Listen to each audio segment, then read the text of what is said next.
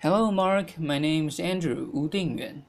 My serial number is SO441019, and I'm a sophomore in NCUE. And today I'm going to read a speech of Casey Brown. Know your worth, and then ask for it. No one will ever pay you what you're worth. No one will ever pay you what you're worth. They'll only ever pay you what they think you're worth. And you control their thinking. Not like this, although that would be cool. Laughter. That would be really cool. Instead, like this, clearly defining and communicating your value are essential to being paid well for your excellence. Anyone here want to be paid well? Okay, good. Then this talk is for everyone. It's got universal applicability. It's true if you're a business owner, if you're an employee, if you're a job seeker. It's true if you're a man or woman.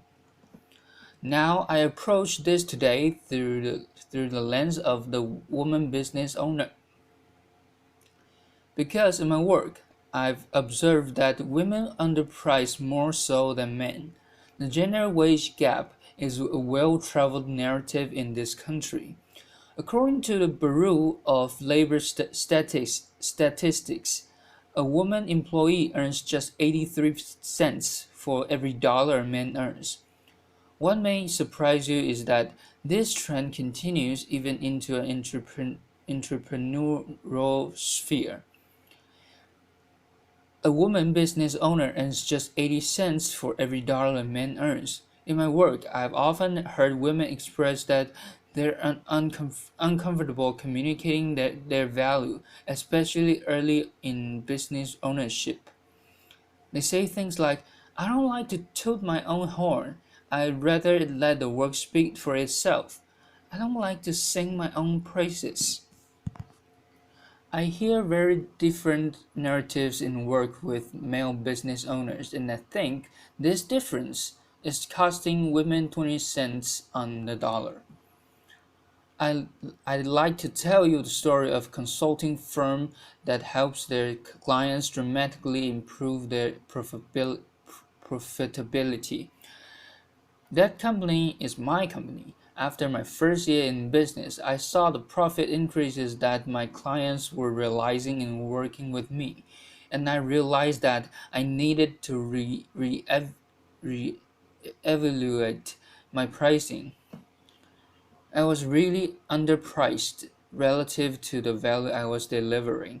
It's hard for me to admit to you because I'm a pricing consultant. Laughter. That's what I do. I help companies price for value. But nonetheless, it's what I saw, and so I sat down to evaluate my pricing, evaluate my value, and I did that by asking key value questions. What are my what are my clients' needs and how do I meet them? What is my unique skill set that makes me better qualified to serve my clients? What do I do that no one else does? What problems do I solve for clients? What value do I add? I answer these questions and define the value that my clients get from working with me. Calculated confess to you, this terrified me. I'm supposed to be the expert in this, but I'm not cured. I knew the value was there. I was convinced the value was there, and I was still scared out of my wits. What if nobody would pay me that? What if clients said, that's ridiculous, you're ridiculous? Was I really worth that? Not my work, mind you, but me. Was I worth that? I'm the mother of two beautiful little girls who depend on me. I'm a single mom. What if my business fails? What if I fail? But I know how to take my own medicine, the medicine that prescribed to my clients. I had done the homework. I knew the value was there. So when prospects came, I prepared the proposals with the new higher pricing and sent them out and communicated the value. How's the story end? Clients continue to hire me and refer me and recommend me. So I'm still here. And I share this story because doubts and fears are natural and normal, but they don't define our value and they shouldn't limit our earning potential. I'd like to share another story about a woman who learned to communicate her value and found her own voice. She runs a successful web development company and employs several people. When she first started her firm and for several years thereafter, she would say, I have a little web design company. Should actually use those words with clients. I have a little web design company.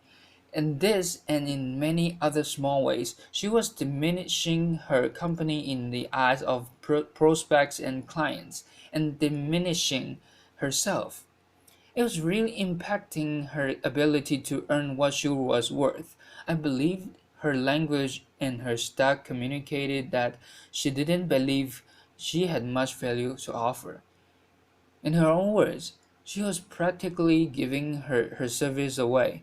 And so she began her journey to take responsibility for communicating value to clients and changing her message. One thing I shared with her is that it's so important to find your own voice, a voice that's authentic and true to you. The, don't try to channel your sister-in-law just because she's a great salesperson or your neighbor who tells a great joke if that's not who you are. Give up this notion that it's tooting your own horn. Make it about make it about the other party. Focus on serving and adding value, and it won't feel like bragging. What do you love about what you do? What excites you about the work that you do? If you connect with that, communicating your value will come naturally. So she embraced her natural style, found her voice, and changed her message. For one thing, she stopped calling herself a little web design company. She really found a lot of strength and power in communicating her message.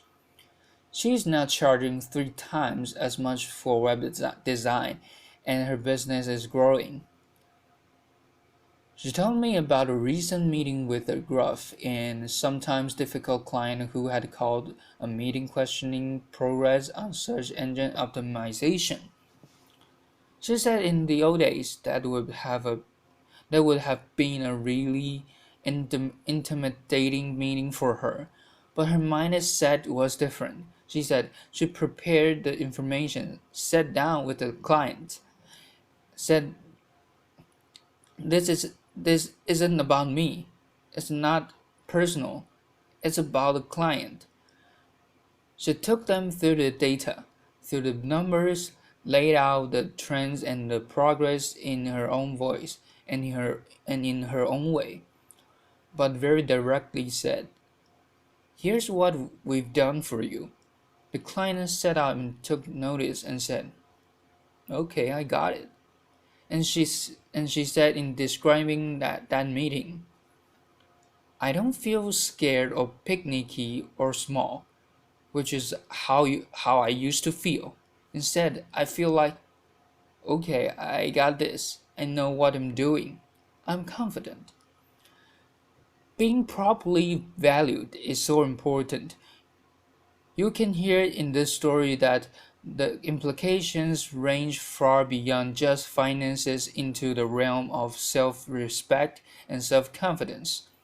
Today I've told 2 stories, one about defining our value and the other about communicating our value. And these are the 2 elements to realizing our full earning potential.